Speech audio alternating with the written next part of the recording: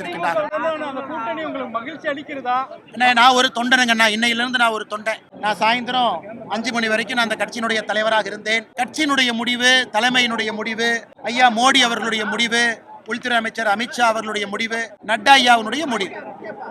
ஒரு முடிவு கட்சி எடுத்த பிறகு அந்த முடிவுக்கு தகுந்தாற் போல் ஒரு தொண்டன் நடந்து கொள்வதுதான் இந்த கட்சியினுடைய அடிப்படை குணம். நான் இன்னைக்கு எந்த பொறுப்பும் இல்லாத அடிப்படையில ஒரு தொண்டன். அதனால் நிச்சயமாக 2026 தேசிய ஜனநாயக கூட்டணி ஆட்சிக்கு வரும் என்கின்ற முழு நம்பிக்கை எனக்கு இருக்கு.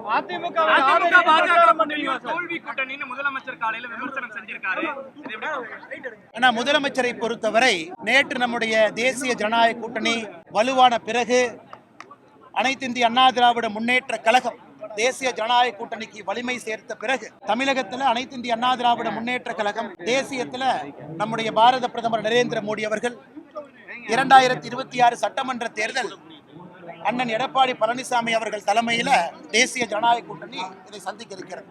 நேற்று நம்முடைய உள்துறை அமைச்சர் அமித்ஷா அவர்கள் அறிவிச்சாங்க, நாங்கள் எல்லாருக்கும் நீங்கள் இருந்தீங்க. அதன் பிறகே தமிழகத்துல மக்களுடைய மனது எப்படி மாறி இருக்குன்னா, ஒரு வலிமையான கூட்டணி களத்தில் இருக்கு, இது அகற்றப்பட வேண்டும் என்கின்ற முடிவை மக்கள் எடுத்துட்டாங்க.